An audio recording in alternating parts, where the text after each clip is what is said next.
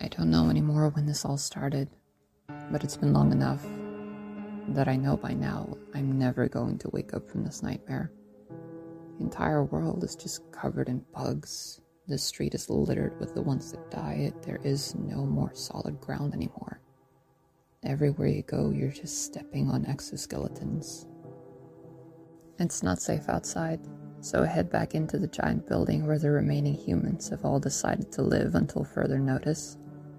Everything has become one giant hellscape of torture and mutilation, each room more terrifying than the next. If anything, the humans are even worse than the strange monsters that roam the halls now. I enter the foyer, a huge dome-like room where people gather as though it's an arena, and torture yet another person for their own sick entertainment. Today's victim is a man who seemingly has done no wrong. They've cut the skin off his face, spread it like a mask over an open fire pit to burn. I hear the crowd cheering while the body of the man winces in agonizing pain, and the skin of his face cries out over the fire, as if it's still attached and feeling just as much pain. Shivers run down my spine, and I hurry to the next room, a horrific place with a large bat-like creature that has disembodied pieces of people working for her. There's an arm moving on its own, a torso with nothing else attached, the head of someone that appears to be half asleep. The rest is too dark to make out.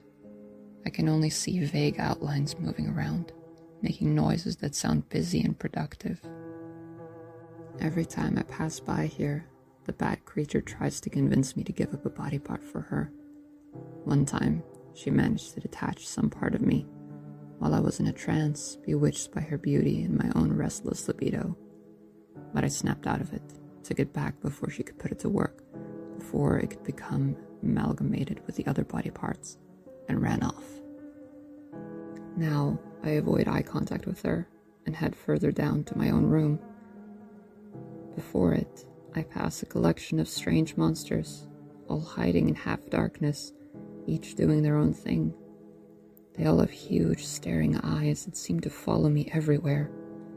In the center of that room is a bed, with a terrified young sleeper, or attempting sleeper. Finally, in my own room, I run towards the bed. I don't really feel safe, even up there, but it's the closest to a sanctuary that I have in this horrible world. The bed is high, very high, all the way up to the ceiling. I climb up and pull the cold covers around me, and wait. I look around. The usual monsters that haunt me aren't here tonight, but that door, that ominous door that leads to the next room to things more terrifying than anywhere else in the building, is right next to my bed. It scares me. I always fear that I'll wake up there, that something will drag me away while I'm sleeping. I can't stay awake forever, no matter how hard I try. Thank you for listening and watching. All links and references are in the description below.